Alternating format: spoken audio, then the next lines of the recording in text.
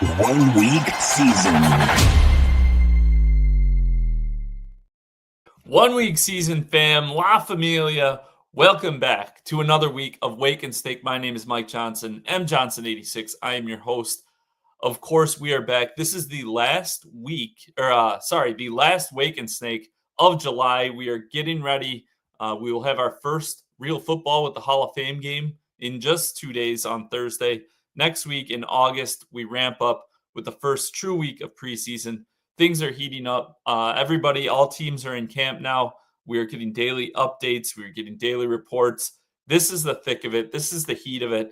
This early training camp time where things really start to move and change and really got to be on top of things. So, again, glad to be with you guys. Again, it's Tuesday. Usually we come to you on Mondays. This week, my usual colleague, Billy, Stat ATL, is off on an excursion up in Alaska. So he was unable to be with us this week. He also was in Colorado last week. Shot me a picture from Red Rocks, which is pretty cool. And then I had a conflict yesterday on Monday, so we pushed it Tuesday this week. This week, my esteemed colleague will be none other than Maximus Steve joining us. We're going to be drafting on Drafters. It looks like we got about half dozen draft 1 week season subs in the draft room today. So I'll bring him up. Steve, how are we doing today? Greetings, my FanDuel compadre. Good to be with you for some Drafters Best Ball today. As, like you said, we're in the thick of it now. Money month, August coming up, where we have the most optimum information to continue to hopefully finish our drafts. Yeah, for sure. So how far are you in the $3 and the $20? Got to catch up. We haven't chatted in about a month. So yeah, I've been focusing mainly on the $20 contest this year. I'm about where I expected to be on the 20. I'm about around 70 teams in. The $3 one, I think this is team number 9 for me. So I haven't really, other than just kind of drafting with you guys on the shows that you do with Billy when you're in this room for good practice and exercise, of course. It looks like this is getting close to filling too, amazingly. Maybe even right on the verge of starting August. So I'll get maybe a few more, as many as I can in here within reason. But definitely for me, the $20 contest is the focus. Yeah, and it looks like as we're on the air, Drafters just dropped a $10 Superflex contest. So exciting news. They have another contest, $10 Superflex. It is a $125,000 prize pool. So the same as, I'm actually going to share my screen. I'll take yours down and I will share my screen for the people at home. So $10 Superflex, $125,000 prize pool, $25,000 to first, 13,992 total entrants. Very exciting. I've been waiting for this. Last year they had the Superflex contest, and yeah, I had a lot of strong takes on it, and a lot of things the way it played out, and strategy wise that I want to share and get into. But obviously wasn't going to throw that at people in June or July and then have it sit stale for a month. And of course, needed to know the structure as well. So with all that said, we'll definitely have some thoughts and some things to share with the OWS community coming up shortly. So, wow, exciting news. I don't know if they timed that out. I would guess not, since we just announced we were going live 10 minutes ago. But yeah, I've been waiting for it, so I'm like stoked right now. He's a pig in mud, ladies and gentlemen. Ready to dive in there. Yep. Also, kind of breaking news. I just saw Hilo reported that Malik Neighbors, consistent first round pick, he went 7th in this specific draft. Apparently suffered a shoulder injury just now as we were going live. So we'll be interested to see that. There's just so much right now of this where you hear reports of a guy gets carted off or a guy is down with this injury, and then maybe a guy sits out a day of practice here or there. So there's a lot to kind of weed through, because a lot of times, like, these guys are out. I mean, I live in Wisconsin. It's like 92 degrees here today. So, like, some of it's just going to be general soreness. Some of it's going to be like maybe they're cramping up. Sometimes, like, dude, some guys just legit need to go to the bathroom, and it's a long ways from the facility, so they hop in a cart, and then everybody panics. So definitely something to keep an eye on with Neighbors, though. Obviously, first round draft capital, that would shake things up in a big way. Yeah, it's actually showing on Drafters too. If you click on his name, it's like they've caught up to that news. Okay. So, yeah, interesting. I mean, we already know he has the toe issue that they were theorizing could need surgery at some point, and now you add the shoulder to it, and not crazy concern, but definitely not exactly what you want to hear. Two different areas of the body as we're still starting training camp here. So yeah, sure. And then so Josh Jacobs just went off the board. Speaking of training camp injuries, so Marshawn Lloyd, the second-year running back, third-round pick in 2024, he was pretty hyped up last year. Basically lost the season due to injuries, and then he apparently is nursing a groin injury. He's missed, I believe, 2 straight practices now, so not a good sign for him. Jacobs here in the third round, an interesting spot where sometimes you get veteran fatigue. Last year he was a top 5 running back, and he still is. He's a guy who early in his career maybe didn't see the workload that many feature back types do. But he's only 27 years old. So, sometimes we can jump the gun on these guys. So it'll be interesting to see with him. And then, of course, if Lloyd, again, doesn't kind of develop or get things together, does Emmanuel Wilson fill that second spot? Do they bring someone else in? So a lot to kind of keep an eye on there. Yeah, and you've mentioned Emmanuel Wilson on a previous broadcast, and I mean, he is a literal free square right now. You can get him in the last round, and if you actually click on his name, it's interesting. Now, this was a while back, the information that Drafters has by his profile, but they were assuming that he would be the backup to Josh Jacobs, kind of like an earlier. I don't know if that report's changed at this point when you click on his name on Drafters, but yeah, very interesting. I think what he had, what he was given last year, I think he had a good showing. And so it's definitely somebody that I think is being probably a little bit overlooked as far as to at least be, a part of a draft and or part of your thought process with a late running back. And so, yeah, it's a good shout out on the possibility of Emmanuel Wilson. Okay. Scary Terry. So that's a good discussion point. So McLaurin, of course, Terry McLaurin was was holding out. He was getting fined $50,000 a day. So he, after a couple days of that, said that's enough of those size of fines. So he reported, but then, and I don't know. He's been put on the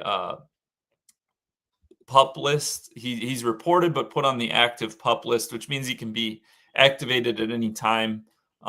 Supposedly has some sort of minor injury, or we think it's minor, but we'll have to see. But he is looking for a new contract. Reports I have seen, he wants at least the contract that DK Metcalf got, which is around $30 million per season. McLaurin, of course, is entering his age 29 season. So definitely not past his prime by any means, but if he's looking for a 3 or 4 year deal, that will take him into kind of that area where we start to see receivers plateau and then decline a little bit. Obviously, for good reason, trying to cash in on last season. He kind of he was able to ascend just because he was so much better talent-wise than all the other options that Jaden Daniels had. So had his best season, and rightfully so, trying to cash in on that now. Yeah, I think Terry had his best season last year, right? Definitely as far as touchdowns he did. Yeah. I think he had Yeah, 13 for sure. touchdowns on the year. And, I think DK is probably 2 or 3 years younger than Scary Terry. So I don't know, Terry. I don't know if they're going to get him equal to DK, but I think if they could land maybe in the 30 mil range, I'm hoping, because I have quite a few shares of Terry McLaurin in my drafting, that maybe they can come to terms on something like that eventually. But it'll be interesting to see. Yeah, I mean, Metcalf he's got a 5-year, $150 million contract, $60 million in guarantees. I think he's looking for similar, that 30. He wants at least what Metcalf is getting on an annual basis, so at least 30 mil per year. Probably won't be looking at the 5-year deal just because the age thing. But yeah, and it definitely was his best season. Basically, the only season he's had above average quarterback play for more than a couple weeks throughout his career. So trying to get paid there, I would think, they will come to an agreement at some point. But the worry for me with a situation like that is the longer that drags out, we saw last year Brandon Ayuk, we saw T. Higgins, we saw CeeDee Lamb, guys who they were in similar spots. And when these guys don't get the proper acclimation period to kind of get their legs under themselves, they're not machines. So sometimes you can see a dip in performance to start the season, or sometimes you can see higher risk for injury once they do get out on the field. So a little bit concerning, but that's kind of being priced in with him being, a mid 4th round pick. Now, Cortland Sutton went 3 picks after him in this draft. He just signed an extension, and his extension was a little bit lower than Metcalf's, and he is about the same age as McLaurin. So McLaurin probably wasn't too happy to see that Sutton agreed to what was it? I believe 4 years, 4 years, 92 million. So about 23 million per. So not good leverage for Terry McLaurin in that regard. Yeah, and I was happy to see the Sutton deal because I have plenty of Sutton in my drafting. I feel he's been appropriately, where his ADP's been has been pretty appropriate, especially early on. And, he really looked good at the end of Bo Nix seemed to really be coming on at the end of last year, and they seemed to started, oh, wow, looking at my pick here. Can't believe Chuba's still available there. All right, we'll go with him. So, yeah, I was very happy to see that contract. And maybe in essence that, maybe the reverse of that thought is maybe that's, Terry's going to, that's going to reflect on his negotiating with the Commanders. It's like, because I think most people would consider Terry slightly above Sutton in a skill level and just overall body of work. So it'll be interesting to see, who's going to compromise more to get McLaurin on the field officially, because, the Commanders need McLaurin, in my opinion. They're actually my heritage team, the Commanders/Redskins. And, they're competing for possibly, to go to the Super Bowl, possible. But, they need Terry McLaurin. I mean, they're kind of thin. They acquired Debo, but they're kind of thin without Terry. So it's kind of like both sides need each other. So it'd be interesting who compromises a little bit more to get it done. So.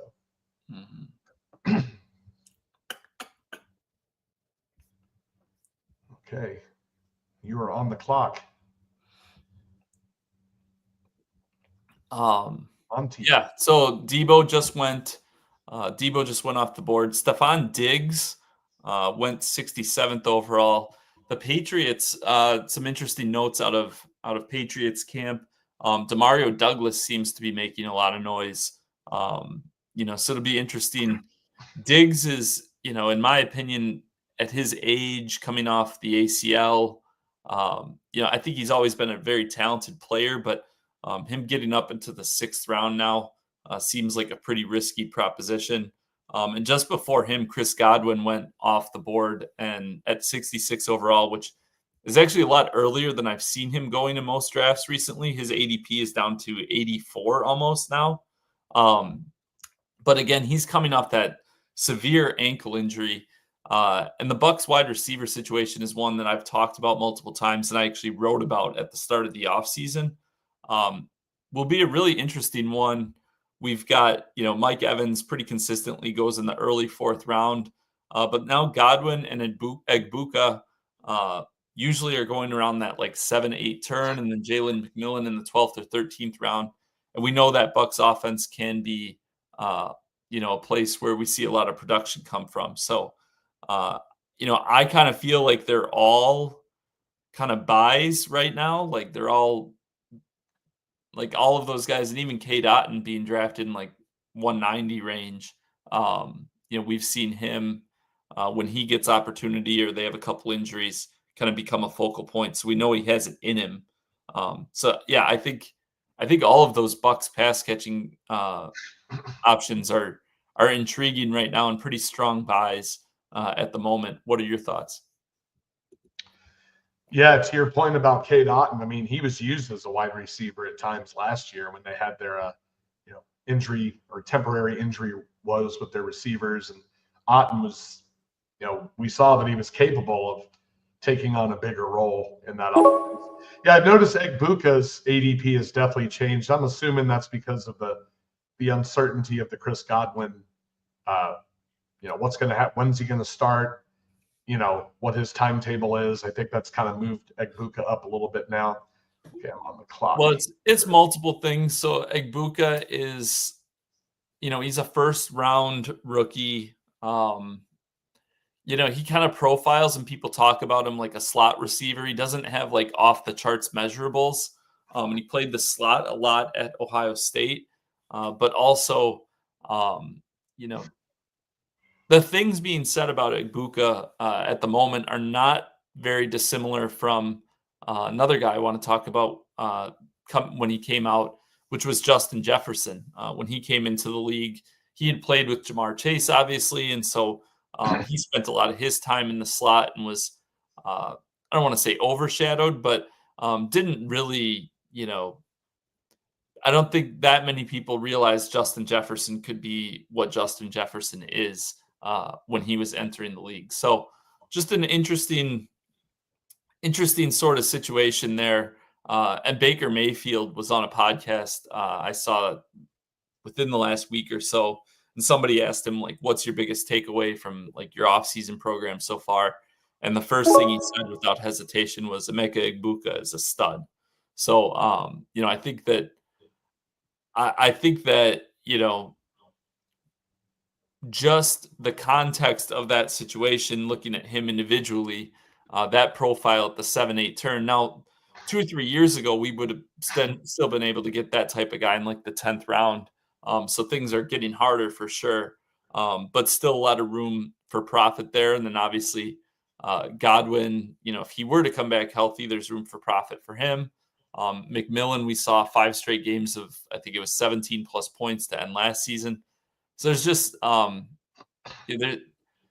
there's all of these guys are cumulatively, bringing down each other's costs and making it so that they're all very attainable, which works to make it so that all of them have a lot of room to kind of profit from where you're drafting them. I just took Cooper Kupp from Seattle. Positive reports so far. He looks like he's got his step back, but of course he's over 30 years old. So, a bit of a crapshoot if that continues. Once the bullets start flying, he starts taking hits on a weekly basis. But some positive things there for, obviously we've seen him be a dominant receiver at times, and you can get him in the 8th round. Let's see, what else do we have here? See, you added, oh no, Robinson went just before you. I had Jordan Mason I took, and there's been reports that Jordan Mason is going to be in a true split backfield with Aaron Jones. And obviously his ADP, you can get him at I guess, a little bit more of a value than a Aaron Jones. So I do like the reports that I'm reading or seeing, and we know he's capable of being a starter. As he with the 49ers, he carried quite a load at certain points last season before he got injured. But yeah, I kind of like it. Jordan Mason. I don't have a lot of them either in my case, although I'm in the $3 here. But so yeah, diversifying profile, and I think he's a good pick in that offense anyway. And real quick, the Jalen McMillan, good shout out there. Back on the Bucs offense. I believe you did a article of undervalued receiving cores, and the Bucs, I believe, are one of them. And Jalen McMillan, I feel, is completely appropriately, ADP'd right now. I think he's, we know what he's capable of as well. We don't know, the uncertainty of Godwin. McMillan can be used in the slot or on the perimeter, I think. So he's another one I've been trying to target in those rounds that he's kind of revolving around. Yeah, for sure. You're on the clock, so I'll take the reins here. At the 8-9 turn, OWS subscriber D-Boss, he took Travis Etienne and Jaylen Warren. Etienne, the Jags backfield's an interesting one. We talked a bit about Marshawn Lloyd earlier. Bashul Tootin, hope I'm wrong, but it kind of feels like he could fall into, what we saw with Lloyd, and we've seen with some of these other rookies that we get excited about after the draft and then for a couple months. And then, he's battling an injury right now as well. So it's it wouldn't be shocking to me if Etienne and Tank Bigsby kind of become the guys and kind of ascend or take control for themselves of that backfield. Etienne obviously he's risen pretty quickly, but Hilo has been banging the drum for Tank Bigsby.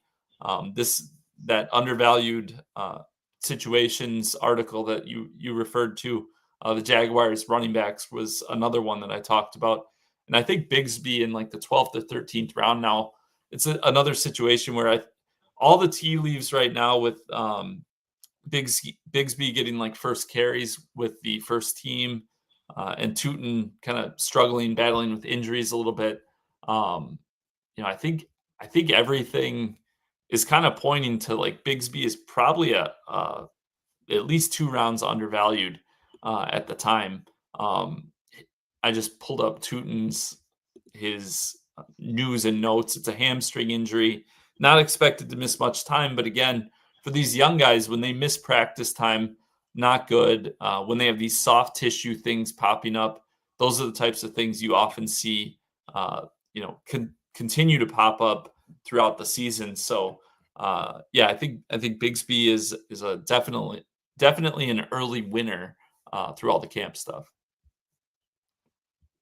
Yeah, you took the words out of my mouth with Hilo definitely emphasizing in our Discord, our OWS Discord, the reports coming out about Bigsby kind of being at least early on a focal point of the reps and so forth. Let me see here. Come on down, Mr. Herbert. But yeah, that Jacksonville, I think if I'm not mistaken, you had an article where you could put a certain percentage of each running back, although Tootin is looking a little more iffy now, but maybe in the case of Bigsby or ETN, on a certain percentage of teams. And, you figure one of them is going to kind of accelerate and have if not both, and have a productive season with the new coaching staff. And of course, hopefully Trevor Lawrence, another year under his belt, kind of evolving as what people expected him to be in that offense. So. Yeah. For sure. And moving on to the next guy I wanted to talk about, D-Rock took him at pick 114, Cam Scatabo. So he has really impressed in training camp. And, throughout the drafting process, I'll have takes on guys and things that I see. But also you got to be willing to shift, when your eyes are telling you something different, not get too dug in on your takes. especially, it's such a crapshoot. Guys like Scadaboo and Tootin, who are, they can have such a wide range of outcomes in their situations. So you've got to be willing to change with what you see and with what the market tells you, and with the coach speak and whatnot. Speaking of which, shout out to Coach Speak Index. If anyone is not following him on Twitter, you certainly should be. So encourage you to check him out. Coach Peak Index always has good nuggets. Kind of can keep you ahead of the game in a lot of ways. So with that being said, though, Scadabo has looked good. It's really he's kind of depends on what your expectations are for that Giants offense, I guess. Yeah, I know you were initially higher on Tyrone Tracy, and I'm also high on him because he's a pass catching running back, and I think he has a better skill set overall, at least on the face of it, than Scadabo.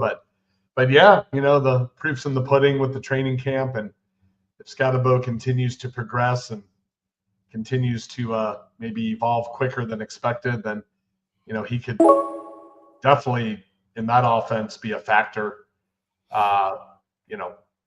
At the very least down the stretch of this season, if not even an early impact. So it'll be interesting, as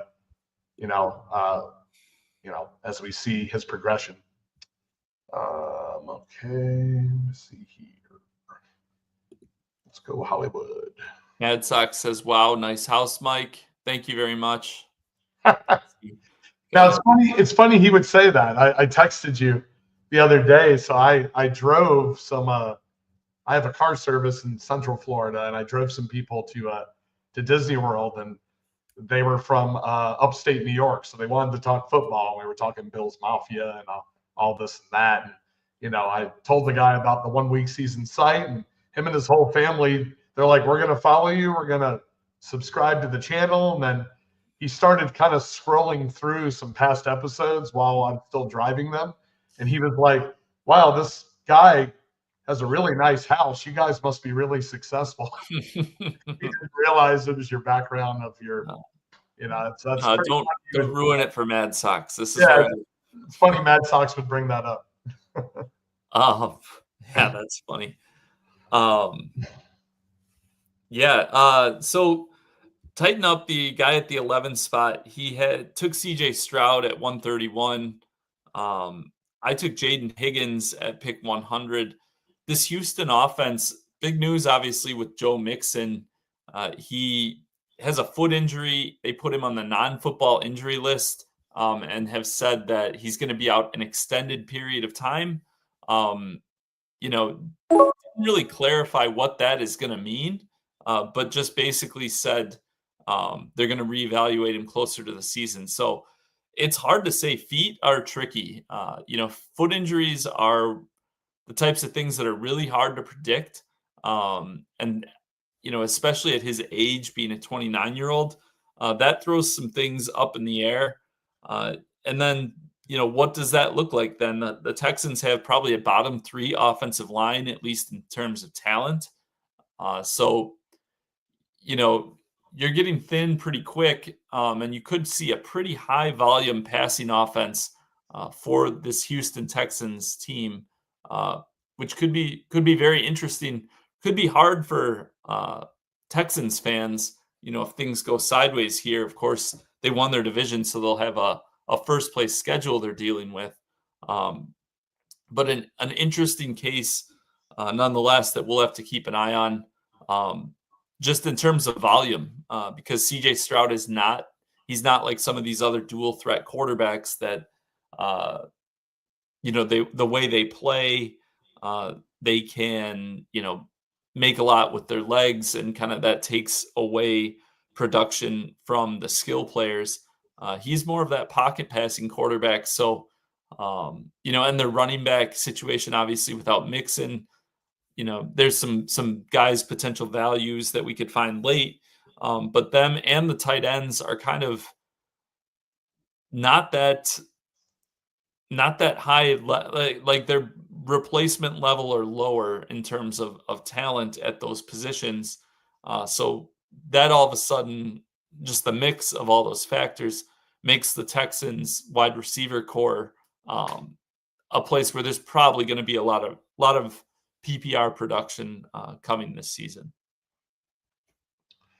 Yeah, I'm loving my Nick Chubb shares too right now, potentially. I mean, early on in the drafts, if you were drafting in May, and this goes to that other thing we talked about in Discord a little bit on the advantages, the pros and cons of drafting early as opposed to August when you have optimum information. Well, Nick Chubb, I can only imagine his ADP is going to change drastically now, or eventually will. Maybe even Woody Marks, it will be a good late round flyer now. But I got Nick Chubb in early drafting, like in the 20th round, I think, a few times. So I mean, obviously this was before, him materializing to the Texans. And speaking of, Nick Chubb just went as we speak. But yeah, it'll be definitely a bump for Higgins potentially in the receiving core, Christian Kirk, and then probably I would imagine just by process of mix and elimination, or at least temporarily until we find out when he's actually going to come around, Nick Chubb and Woody Marks maybe to a lesser degree. Yeah, I'm not in on Chubb like at all. No, Okay. He's 29, 30 years old. Adam Levitan posted on Twitter just yesterday that, his injury history.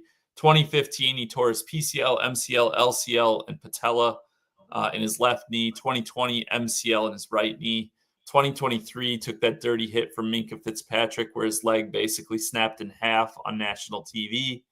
And then last year he broke his right foot, which I don't know that a ton of people realize, that he broke his foot to end last season just because we were paying more attention to the Browns passing game at the end of the season, it seemed like.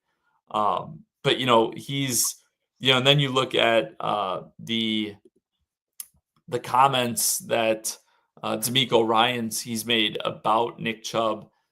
He said, and I quote, "When it comes to Chubb, how I'm comparing him, he's been through a lot. It's not going to be the same as his early years. I hang my hat on with him as he loves football. He's physical. He plays the right way, prepares." And, went on a little bit, basically just complimenting him for being professional, which is nice. But at the same time, just a guy who shows up, and works hard is not putting fantasy points, is not putting food on the table or fantasy points on the table for all of us. So yeah, I'm not super high on him, especially as his cost tends to rise. I'm more of a Woody Marks guy.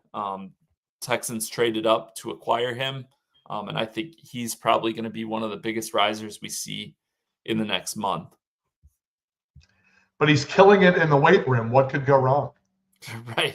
Right. Well, I mean, it's a late round flyer with the yellow situation. It's like, you're kind of hit or miss anyway at that point as far as where he was going. But to your point, now he's going to start rising. You're even going to think about it less. I get it. Yeah, for sure. And that kind of ties together a couple of the thoughts we've had or that I've shared so far. One being not to get too stuck in the mud on your priors. And then two being we need to be cost sensitive on these things. So those two ideas kind of converge there with Chubb, where it's like, yeah, as a 18th, 19th, 20th round pick, which a lot of us were able to get him on, that's great value now. Like even if he's not the same player, he could give you 3 or 4 usable weeks throughout the season, and that could be worth a lot. But now if you are paying a 12th or 13th round pick for him, you don't want to conflate those emotions where it's, hey, I'm excited about this guy because I was high on him. And now I'm hoping, I want my priors to be correct. So I'm going to keep drafting him because I have him on all these teams already. So I hope that those teams are in fact going to benefit how it looks like they might benefit. So I'm going to keep drafting him and just falling in love with the name. You got to look at the number next to him too. Now being priced in like the 12th or 13th round, there's a lot of downside where those are still guys you're going to need to count on for to contribute somewhat regularly. And I don't know that we can count on Chubb. I guess if he does get a bigger role, I just feel like he's going to get injured at some point. So I think that those early shares you've got of Chubb are great. But now is probably, just my opinion, is now would be the time to kind of pump the brakes a little bit. Agreed. Definitely agree on ADP rising to where it's not a value anymore. And to your point, all the concerns that go with a lot of tread off the tires, so to speak, at this point. So sticking with the Jaguars now, I've now got three. I've got Trevor Lawrence, Tank Bigsby, and I had Diami Brown. With that Travis Hunter situation, what they do with him will have a big impact, obviously, on that offense as a whole. Diami Brown signed a 1-year, $10 million contract from the Commanders.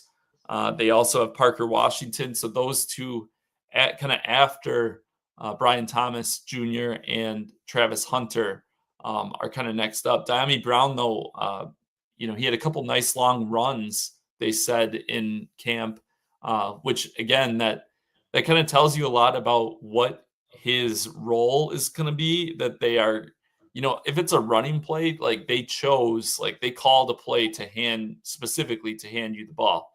Sometimes when, in a passing play, it's about reads, it's about progressions, how the defense plays its situation. But a running play, they're going out of their way to get you the ball. So that's an interesting one. Also, Josh Palmer, another guy I've not been high on throughout the summer really at all. Coming over from the Chargers, it's a crowded situation there in Buffalo, but he seems to have kind of from the camp reports and what I'm seeing and hearing, it seems like he could fill that like Mac Hollins kind of role, where Hollins actually played like a high percentage of snaps last season. Previously, that was like a Gabe Davis role. And we saw some big games from Gabe Davis when he was on the Bills. He was maddeningly inconsistent, but he was a guy who was often drafted in the single-digit rounds. But I think Palmer's probably better than Hollins, and there's a chance that he's better than Davis as well. He just was on a pretty run-heavy offense in Los Angeles previously, so will be interesting to see how that Buffalo situation plays out. But that's one where I'm willing to chase him up the board a little bit, just because, if it does come to fruition, that he has that role playing with Josh Allen, he could be a guy who all of a sudden he's being drafted in the 120s, 130s by the end of August. Yeah, I mean, my problem with the Bills is they're so spread out. It's just you got Keon Coleman and you have who am I missing besides the obvious Khalil Shakir? Kincaid, Palmer, Elijah Moore, Curtis Samuel. Elijah Moore, that's what I was thinking about. Yeah, I would imagine Moore, they got him to involve him to a certain extent. I think is there an injury with Kincaid, if I'm not mistaken?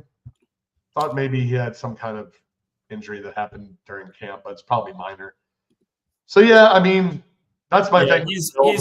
He's back in practice today. He missed Monday's practice due to knee soreness, but today he's practicing again. So like I said, that's just another situation where you're going to have these things pop up.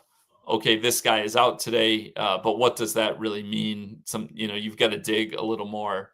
You can't overreact to this guy missed practice. Okay, so this backup should bump up 2 rounds, or the guy who missed practice should drop a bunch. I'm going to go ahead and snatch up my Woody Marks.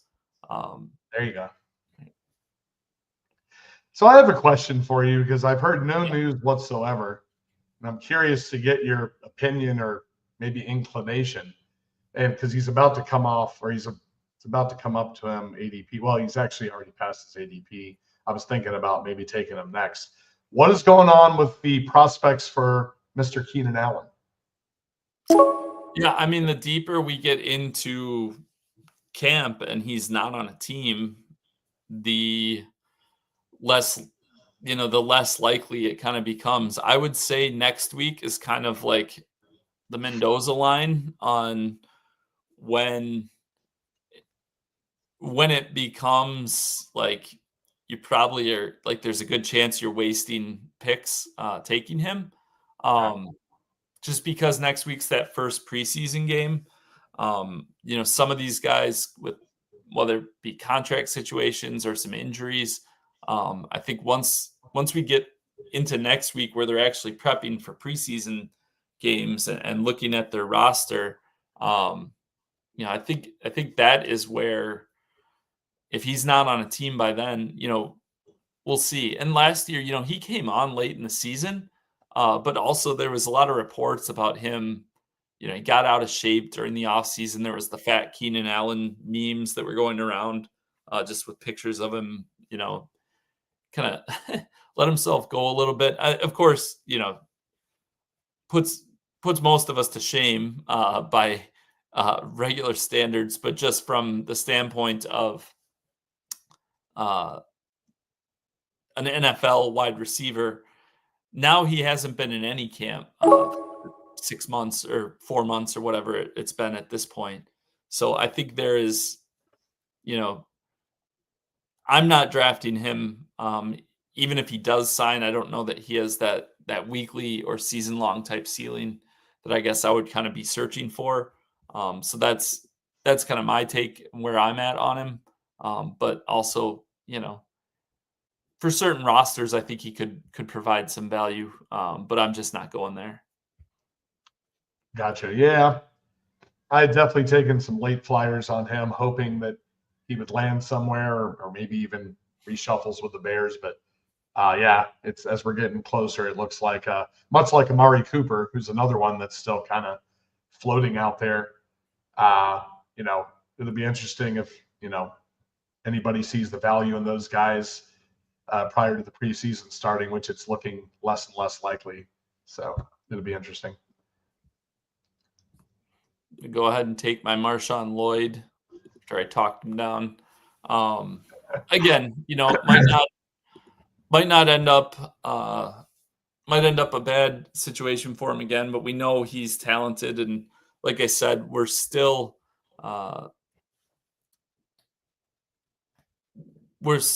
still early in it. So we'll see what happens there. 18th round, I'll take some shots. If it turns out to be nothing, could provide some value for sure. Keenan Allen goes off the board almost on cue. There you go. Wanted to talk about D-Boss in the one hole. He took Elijah Arroyo at pick 192. Guy that I've been pumping up basically since the draft. He is, I don't know that he's on the same level as Colston Loveland from a talent perspective, but he's pretty close. Would have almost certainly been a first-round pick if he didn't have injury issues last season.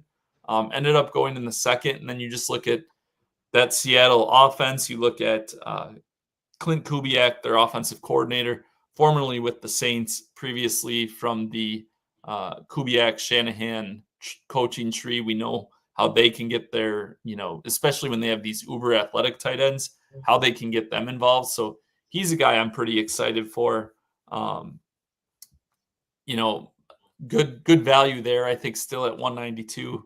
I think anywhere, 15th round and later, I wouldn't fault anyone for taking him. And right now his ADP is at 190. So again, once you get to that 15th, 16th round, from there through 20th, really it's kind of one big group and you're taking shots and hoping for some high-end outcomes. Yeah. Which guy were you saying was at his ADP was 190 again? Elijah Arroyo. Oh, yeah, your boy. Well, people are finally catching on to your beat of the drums. He's all the way at 190. Well, 192, yeah, is what he was taken at. But yeah, he's definitely gone up. I mean, I think the Noah Fant news probably helped it out a little bit too. Which, speaking of, is Noah Fant going to end up anywhere meaningful? Yeah, he visited Cincinnati Nothing ended up coming from it, but then apparently he also visited the Dolphins recently, which I think would be an interesting situation. And I don't really expect much of anything from. I don't expect much of anything from Darren Waller. I don't think that an injury-prone 34-year-old who wrapped for the last offseason, and doesn't like to run block, and it's a Shanahan-based scheme. That's not the type of guy that I'm really expecting much from. I guess if the Miami wide receiver 3 situation, nobody really develops, he could be like a flexed out tight end as in like 3 wide sets, like Waller, Waddle, and Tyreek. But again, that's a pretty thin needle you're starting to try to fit through. So we'll see. But I think that would be very noteworthy if Noah Fant ends up signing with Miami. I agree. I'm about to make a last pick that I'm curious to get your opinion on, but I'll also talk about Waller here in a second. I'm going to end with Jalen Milroe. So I have Sam Darnold already. In this case, rather than taking a third quarterback, if there even was one available still, I went ahead with Milroe. Just kind of my thinking is if Darnold falters later in the season, maybe they give Milroe some run, and I kind of have that team locked up at quarterback. And Herbert, usually relatively, is a sturdy quarterback. But the Darren Waller, I couldn't agree with you more. I don't really even, he's not a good blocker, of course. He's already, is he on the PUP list already? Honestly, I'm not sure. I think he may already be on the PUP list. So it would kind of make sense if the Dolphins acquired him maybe as some backup. But I'm completely out on Waller too. I don't know. I just don't. I think the Dolphins have enough playmakers to where, and he doesn't block well either historically, and of course coming already injured, trying to make a comeback, it seems like. So, I've been kind of lockstep with your. I've seen a little bit in Discord too, talking about not the biggest fan of Waller in this situation, but curious to get your opinion on that last pick, which is Yeah, I mean, Milroe is definitely he's a high upside type player. Just for fantasy purposes, he can run the ball. He's got a cannon for an arm. There's a lot of questions about him as like an overall quarterback prospect in the NFL. But like from a physical standpoint, kind of like Joe Milton last year was on the Patriots, got traded to the Cowboys. Just these guys who, like, if he were to get on the field, he becomes, just his weekly upside. I'll be talking about Jalen Milroe for that Superflex contest. So that's a nice little segue you gave there. And I think he fits really well with this roster, with just Herbert and Darnold at your quarterback position. If you want to click on your thing so your roster pops up for the people. But I think with just Herbert and Darnold, if Milroe's on the field, that means Darnold is not. So that kind of shores up that quarterback room a little bit for you. For the people at home, just looking at listening on the podcast, looking at Steve's roster here, he's got Justin Herbert, Darnold, and Milroe at quarterback. His running back room, he has James Conner, Chuba Hubbard, Jordan Mason, Rashad White, and Austin Eckler. And then at wide receiver, he has Puka, Ladd McConkey, Jackson Smith-Njigba, Terry McLaurin, Josh Downs, Hollywood Brown, Jalen Noel, Dontavian Wicks, and Tutu Atwell. And then at tight end, he has Mark Andrews, Kyle Pitts, and Dalton Schultz. So a nice little 3-5-9-3 construction there. Tight end room, potential values, Andrews and Pitts, guys that he got in the 9th and 13th rounds there, who last year were like fifth or sixth round picks, and had some injury stuff that they were dealing with, either sustained or were coming back from. So those are, and obviously Baltimore and Atlanta we expect to be a couple pretty good offenses. So kind of like how you built that squad, and Yeah, a lot to talk about. My last pick was Elijah Mitchell. He's had some positive publicity coming out of Kansas City this week. Of course, they've got Isaiah Pacheco, Kareem Hunt. Everybody likes to get excited about the rookie Brashard Smith, but Mitchell we've seen in flashes before. We've also seen Kansas City kind of recycle some of these veteran running backs who get tossed by the wayside by others. I think Hunt is probably kind of apexed. Has for sure apexed, but could be kind of seeing himself out of the league in short order here. Basically, he ended up last year having a pretty big role for a large part of the season just because they trusted him. He was a veteran that they trusted. And I think Mitchell could fit into kind of a similar role this year at some point for the Chiefs and be maybe a little bit more explosive version of what Hunt was last year. I'm glad you brought up Elijah Mitchell because I've been speculating about him as a late round flyer. I know the talk seems to be on Brashard Smith, and maybe rightfully so, but Elijah Mitchell is definitely capable, like you said, in flashes when he was with the 49ers, I believe. Yeah. Mm-hmm. So I like that pick actually. I feel I need a few shares of him potentially with Kansas City. I mean, after Pacheco, doesn't seem too certain how it's going to shake out with the three that other. That is my first time I've clicked Elijah Mitchell's name this offseason. Wow. So. Okay. Well, you're one ahead of me. But I've been thinking about it, though. I've been thinking about him as, last round or, 19 or 20 round pick. So, yeah, it'll be interesting if he gets used or if Brashard Smith kind of stays the trendy one in that offense. Wanted to look at one more thing. And I have your team pulled up too for the audio if you wanted to give your team. Yeah, for sure. So my team is quarterback. I have Trevor Lawrence, Anthony Richardson, who has looked pretty strong in camp so far, and then Russell Wilson. At running back, 7 running backs: James Cook, David Montgomery, Jayden Blue, Tank Bigsby, Woody Marks, Marshawn Lloyd, and Elijah Mitchell. At wide receiver, CeeDee Lamb, Devontae Adams, George Pickens, Jordan Addison, Cooper Kupp, Jaden Higgins, Josh Palmer, and Diami Brown. And at tight end, Trey McBride and Tyler Warren, which Warren and Colston Loveland are 2 guys that super talented. I could see them really ascending. I could see them being, 8th round draft picks by the time this season starts.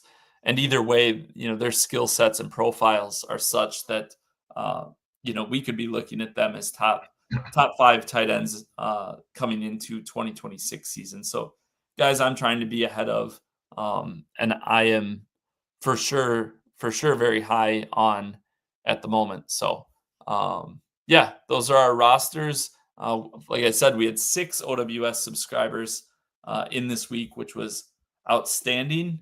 Love to see you guys hopping in, joining us on a Tuesday afternoon. Of course, we had our Best Ball Basics is still $29 if you want the written work and the rankings and whatnot. We'll be updating. I was just talking to Hilo this morning. We'll have updated team previews. Those were done in May. We're going to update those prior to the first preseason game next week.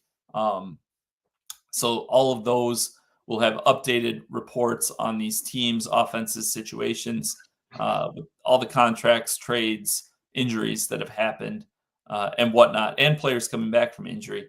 And then our Best Ball Plus, our premium subscription, where we get into our deeper theory and strategies. That is still $69, but it will, if you're thinking about joining, maybe give it a couple days because on August 1st, it drops to $59. So you can save yourself a few bucks. Or if you want to give us the extra $10 and you just can't wait, that's fine too. But either way, another great week of drafting. Steve, Maximus, thank you for joining me on somewhat short notice. I just kind of threw it out there in the Discord yesterday. So appreciate having you back. Hopefully Billy is enjoying his time up in the great North Woods of Alaska. And I am Mike. He is Steve. We are 1 Week Season. Check us out, oneweekseason.com. You can find us on Twitter. You can find us in the draft rooms. You can find us on Discord. And we will see you next week. 1 Week Season.